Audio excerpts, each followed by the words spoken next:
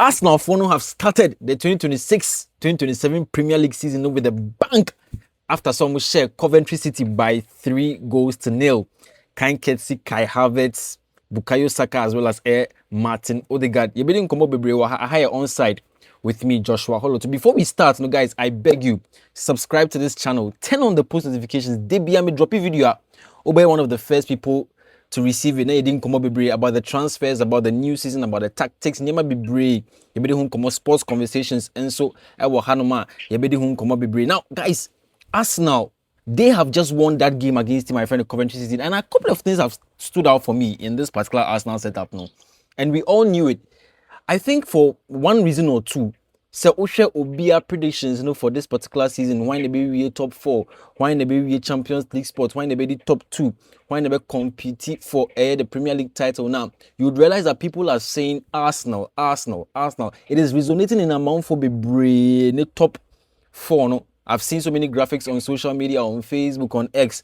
People are predicting who they think would finish in top 4 English Premier League. You see Arsenal in number 1 for most people, and I think it's very clear.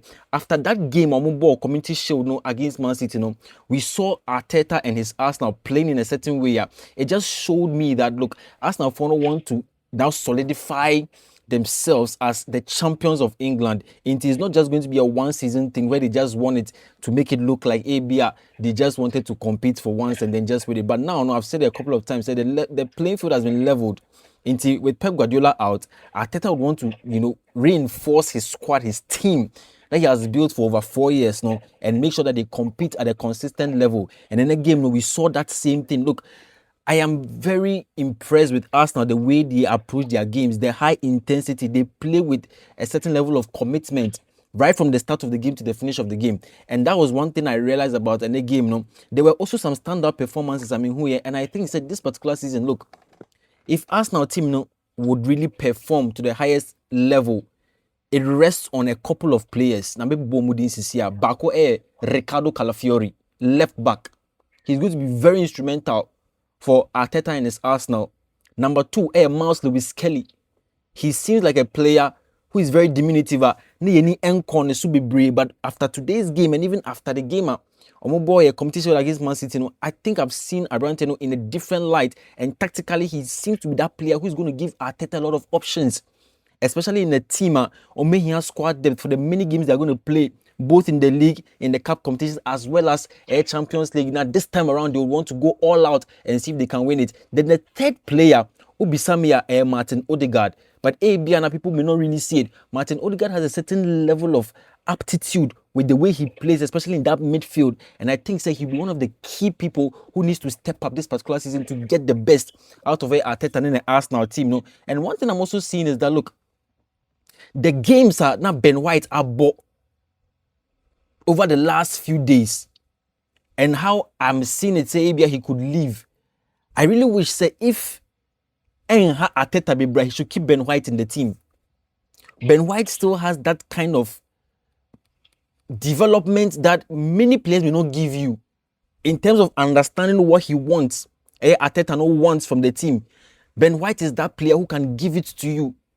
And I think, say, at this particular point in time, even with the introduction of Ezri Konsa away from Aston Villa joining Arsenal, I really hope that Ben White doesn't leave. He needs to get an understanding that in this team, he may not be a frequent starter when all the players are fit. But in very crucial situations, he becomes a very important figure who comes off the bench to help Arsenal team to survive. And this season, Arsenal don't just want to build squad depth, They want to build a system where even if you're not starting, even if it's only first 11 anymore, when you are on the bench, the influence you will have on the pitch when you come on in the second half is also very important. And then, or the Mikel Merino buyer from the bench, or the Eberechi Eze buyer from the bench.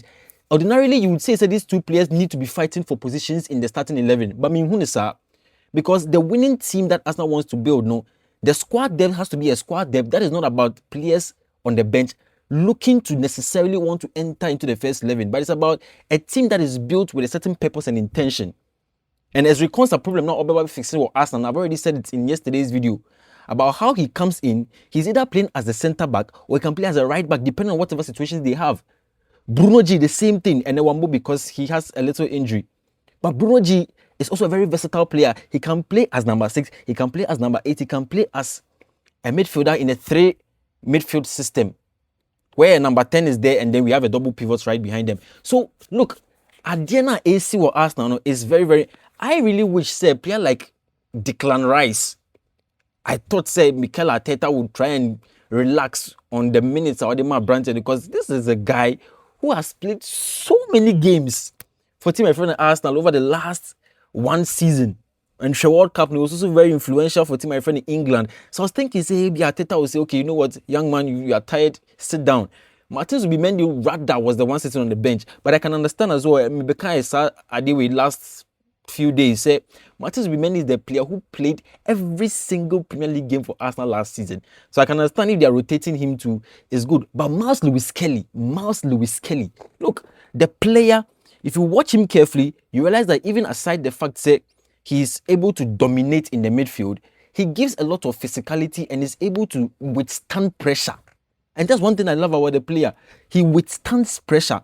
And so in a match now, in many instances, Ricardo Calafiori was stepping into the midfield. Once he steps into the midfield, it creates a 3-back situation where you get either Miles Lewis Kelly or Declan Rice stepping into the middle of Abrante Mosquera and also Gabriel Magalhaes. So it creates that 3-back system. Then Calafiori steps into the midfield. Then we have Ben White, creating a certain buffer so that it's still a 4-back in transition. So Coventry for Sania, it still has a 4-back. So Calafiori did so much work going forward, stepping into the midfield. And in most cases, he was entering into the attack, giving options to team my friend Arsenal, while Abrante friend Christos Solis was drifting wide to try and get the ball into the box. So Arsenal are relying on rotational play from various players in this particular season.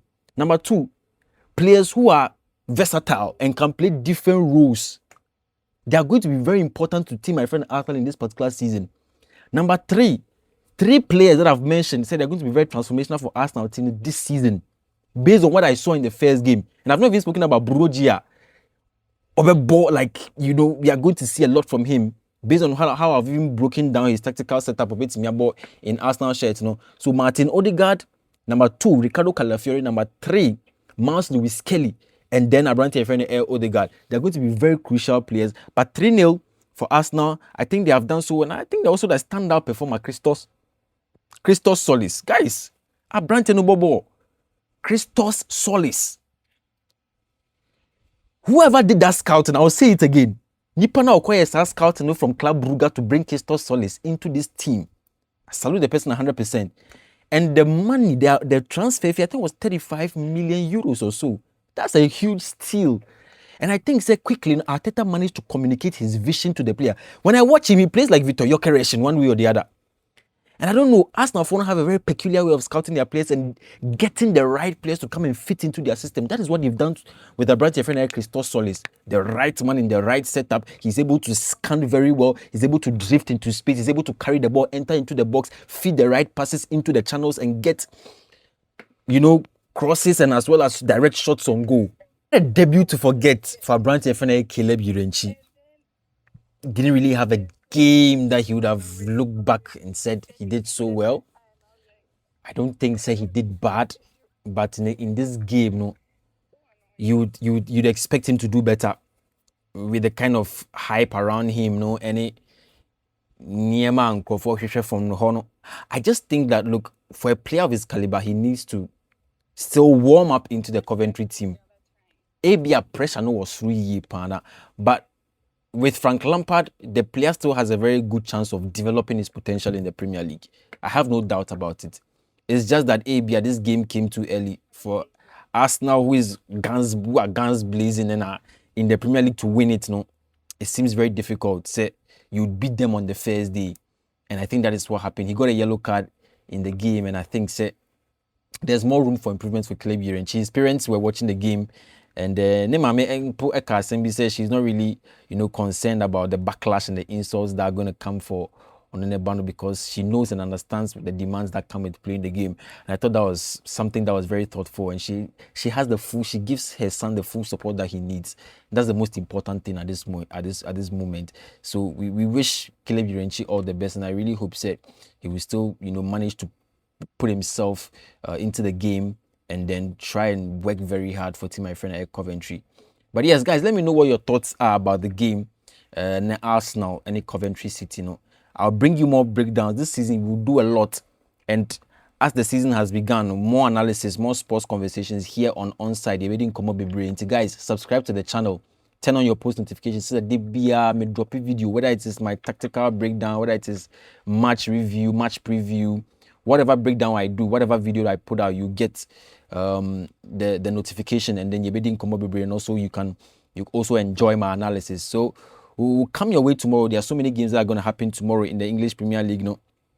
A couple of games that are going to happen at China, and I'll come here, we'll do some breakdowns, and then we'll understand a couple of things that because in China, Manchester United on a Hull City, on Bebo, Everton Tifi on a Crystal Palace, Ipswich and Tifi on a Sunderland, Nottingham Forest or City Ground on a Leeds United, and Bebo Brentford and Tifi on a Spurs.